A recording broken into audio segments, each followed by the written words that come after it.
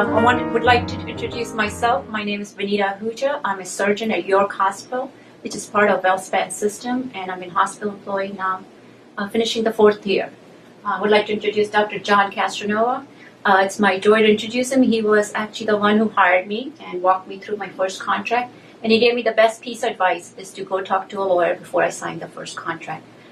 Since then, he was the chairman, and now he's the vice president of the surgical service line. Thank you, Dr. Castronova. You're very welcome. I would just like to ask a couple of questions from a surgical service line perspective. Sure. We'll have legal help with the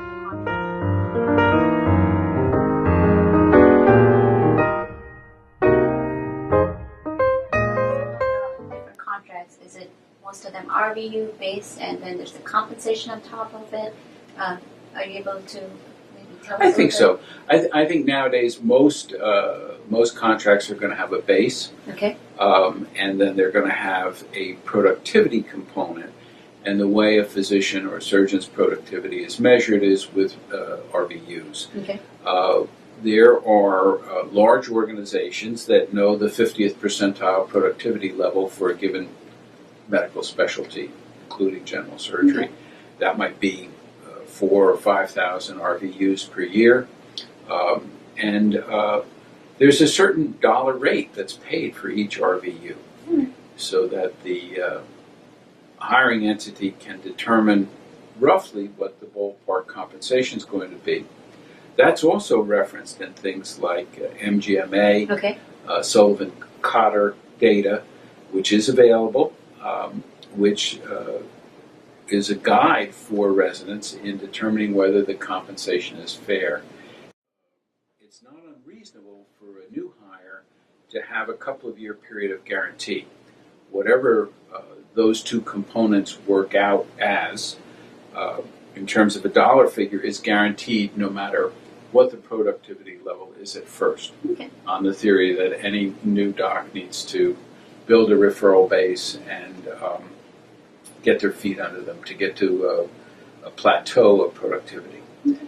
The other thing individuals are going to find is that there's a compensation or incentive, dollar incentive for quality.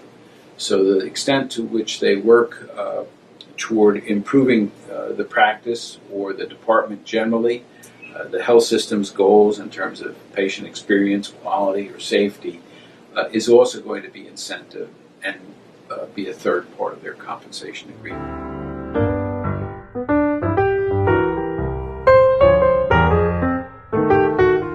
I think that an area that requires some scrutiny is the terms of separation. Okay. What is going to happen if one party or the other decides it's time to separate, they want to dissolve the contract? This portion of the contract often includes a piece about a restrictive covenant. Okay. And the whole idea of restrictive covenants is one that graduating surgical residents should do everything they can to understand. Okay. Basically, this is going to prevent them from working in a certain area or be a legal barrier to that. It's a legal barrier that's often successfully challenged.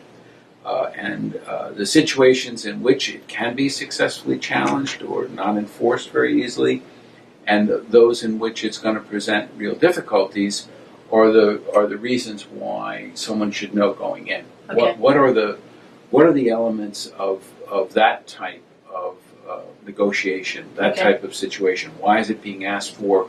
What would happen if the individual as an employee of a group or an institution actually separated? The other is whether it's going to be a matter of simply giving notice, separation for cause, and separation without cause. These are all portions of that part of the employment agreement that need to be fully understood. I think they are technical enough that that's an area where an individual's attorney can be very helpful in advising them of specifically that. And the best way to understand them is to envision various scenarios. All right. Suppose this happened. Suppose I wanted to do this. Suppose they said this. Okay. And then you play that out with the advice of an attorney, and you begin to understand what the language in the contract means. Hello, I'm Amy Nelson. I'm the Associate General Counsel for WellSpan Health, and I'm happy to speak with you today. So Amy has been educating our new graduates on business of medicine, what to look at contracts, and she's here to provide some education to me from what I'm hearing and to you, so we can all benefit from her learnings. What about leave? Because a lot of us physicians, we have to do CME credits, we still need our leave balance. How does that usually play into their contracts? Well, again, each employer is going to be different, but it's another important caveat to look at in the contract. So you should know how much time you're likely to have off, and some places will call it PTO or paid time off. Other people might call it STO or scheduled time off, which means that you're not really getting paid if you're on a productivity model and you're not there. That's really what we call scheduled time off because you're not being paid. So even though you might have a draw that pays you while you're off, it's really not earned income if you're going to have to true up that draw with your productivity at the end. So it's important to know that. It's also important to know who's going to pay for your CME. Is there a cap on it? Many places will put a cap on it, and so you'll have to know, will I be able to cover all of my continuing medical education credits with that cap, or will I have to pony up some of my own money to pay for my CME?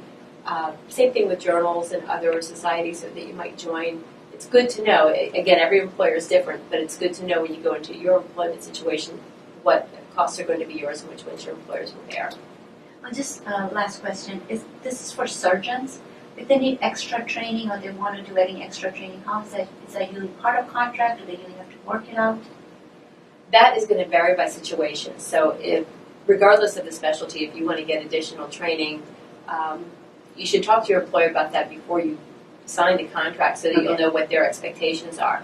Many places will be happy to provide the training if they think it's going to benefit their practice to have you have that additional training. Right. It's going to bring in additional revenue. But you ought to know that going in. If they really are just looking at you to be a workhorse and they want you to come in and just do whatever it is they need you to do, and you have aspirations of developing specialty, your goals might be different. So it's important to have that discussion with your employer before you start. Any last words of wisdom for the new graduates? Make sure you understand the kinds of situations that you want to work in, and take your time to find an employer that will give you the right situation. If you're not happy or you've got doubts about it going into the employment relationship, chances are it won't get better while you're there. So look for an employer that you feel comfortable with, whose values you believe are aligned with yours, and look for a place that you think will feel like a place that you want to show up and work at every day.